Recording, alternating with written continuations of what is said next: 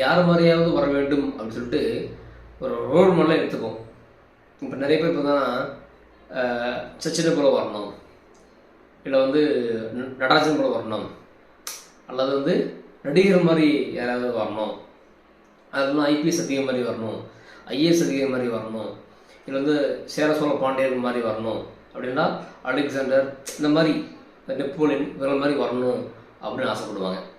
ஒரு வேலை இல்லை இல்லை நான் வந்து ஒரு குடும்பத்தை கருவாக இருக்கணும், ஒரு குடும்பத்தை நிர்மூலம் செய்யணும், இல்லை நம்ம வச்சு கழுத்து இருக்கணும், இந்த மாதிரி நான் வரணும், ஒரு கட்சியை காலி பண்ணணும், ஒரு இனத்தை காலி பண்ணணும், ஒரு தேசத்தை காலி பண்ணணும், அந்த மாதிரி நீங்கள் நினச்சிங்கன்னா அதற்கு ரோல் மாடலாக யார் இருப்பார் அப்படின்னா ஜி.கே. மணி.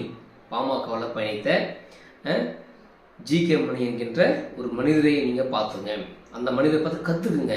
எப்படி ஒரு குடும்பத்தை கருவறுக்கணும், நல்லா இருந்த குடும்பத்தை எப்படி நாசம் பண்ணணும், ஒரு கட்சி எப்படி நிர்மூலமாக்கணும், தன்னை நம்பி வந்த தன் மகனை கூட நம்பாமல் எந்நேரமும் தியாகம் என்று சொல்லக்கூடிய ஒரு பெரிய மனிதர், ஒரு மாமனிதரை எப்படி சதைக்கணும், எப்படி உயிரோடு புதைக்கணும் அப்படின்னு சொல்லிட்டு நீங்கள் ஜி.கே. மணியை பார்த்து நீங்கள் கற்றுக்கலாம். ஏன்னா இன்னைக்கு தமிழ்நாடு பெருசாக எதிர்பார்த்த கட்சி பாமக.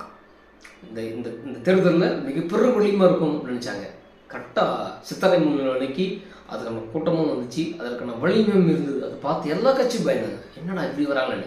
அந்த சித்திரை முன்னிலைக்கு பாமக வழியை மட்டும் வரல, எந்தெந்த கட்சியில் இருந்தாங்களோ அவங்களாம் வந்தாங்க. எப்படி நம்ம பொங்கலுக்கு ஊருக்கு போவோம், தீபாவளிக்கு ஊருக்கு போவோம், எப்படி சொந்த ஊர் மாரியம்மன் திருவிழாவுக்கு ஊருக்கு போவோம், சாமியாமன் திருவிழாவுக்கு ஊருக்கு போவோம், எப்படி எல்லச்சாமிகளுக்கு ஊருக்கு போவோம். அந்த மாதிரி ஒவ்வொருத்தரும் எங்கள் குடும்ப திருவிழா அப்படின்னு சொல்லிட்டு மாற்று கட்சி இருந்தவங்க வெளி மாநிலத்திலலாம் சித்தரை நிலவுக்கு வந்தாங்க, சென்னை நிலைக்கு அந்தளவுக்கு வந்தாங்க. அதில் அன்புமணி அவர்களை கேவலப்படுத்தினாங்க. அது காரணம் இந்த முழுக்க ஜி.கே. மணி. தான் மகனுக்கு எதுவும் கிடைக்கல, தனக்கு எதுவும் கிடைக்கல, நான் குடிக்காத இந்த ஊரில் எவனும் குடிக்கக்கூடாது அப்படி சொல்கிற மாதிரி நான் என் பயணிக்கலாத பதவி எந்த பயனுக்கு இருக்கக்கூடாது சொல்லி இந்த கட்சியை அழிச்சு நாசமாக்கிய இந்த ஜி.கே. மணி மகன் அவர்களுக்கு ஐயா பிரிந்த பிறகு அந்த கட்சியில் வந்து இளைஞர் செயலாளர் கொடுத்தாங்க. அப்போ என்ன பண்ண, நீ இறங்கி நீ கிராமமாக போய்க்கணும், ஊருவாக போய்க்கணும், நான் நல்லா செய்வேங்க.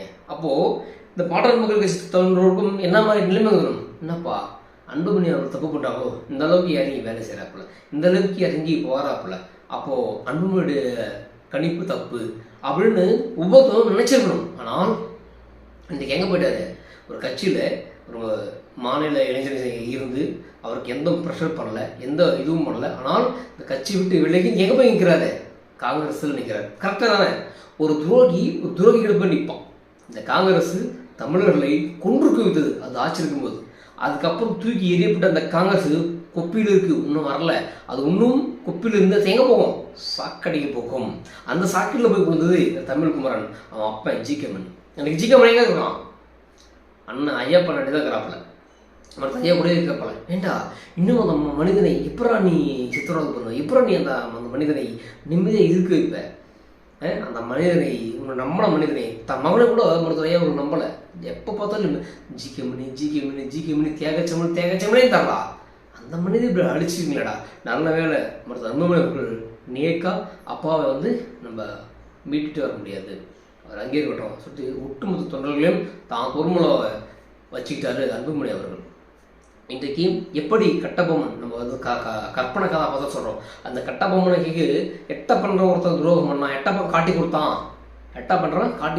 அந்த மாதிரி ஒரு பேர் இருக்குதோ, அந்த மாதிரி இந்த பாமக கட்சி மற்ற ஐயா அவர்கள் ஒரு நிலையாக எடுத்து போனது காரணம் முழுக்க ஜி.கே. மணி என்கின்ற வரலாறு பேசும். ஜி.கே. மணி துரோகி இருந்தான். எப்படி இலங்கையில் ஈழத்தமிழ் காட்டி கொடுத்த ஒரு புறமுகம் தானோ, அந்த மாதிரி இந்த பாட்டாளி மக்கள் கட்சி வன்னியர்களையும் காட்டி கொடுப்பதற்கு ஜி.கே. மணி என்ற ஒரு மனிதன் தான் அவன் மகன் உருவம் இன்னைக்கு செதுக்கப்பட்டது. எப்படி கட்டிடக்கலையில் தன்னுடைய கைவண்ணத்தை காட்டினார்களோ, தமிழை எழுதி காமிச்சாங்களோ, அது மாதிரி சரித்திரத்தை இடம்பிடித்தவர்கள் ஜி.கே. மணியும் அவருடைய மகன் எமகுமரனும். அதனால் இந்த வன்னியர்கள் தெரிந்து கொள்ள வேண்டும், தமிழக மக்கள் தெரிந்து கொள்ள வேண்டும். துரோகி எங்கே போனாலும் துரோகி தான், எங்கே போனாலும் கழுத்தறுப்பான். ஒரு எதிரி ஒரு நாள் நண்பன் ஆகலாம், நண்பன் ஒரு நாள் எதிரியாகலாம். ஆனால் ரெண்டுமே அது நேர்மைக்கு ஒரு வழி. நான் ஒரு துரோகி, இன்னைக்கு என் கழுத்தை அறுத்துவேன், எங்கள் ஐயா கழுத்தை அறுத்துவேன், எங்கள் அண்ணன் கழுத்தை அறுத்துவேன், நாளைக்கு காங்கிரஸ் கட்சியில் உள்ள அவங்க கழுத்துக்கு முன்னாடி என்ன நிச்சயம்? ஏன்னா இவன் துரோகிவன், இவன் எதிரி கிடையாது. அப்போ துரோகி தான்.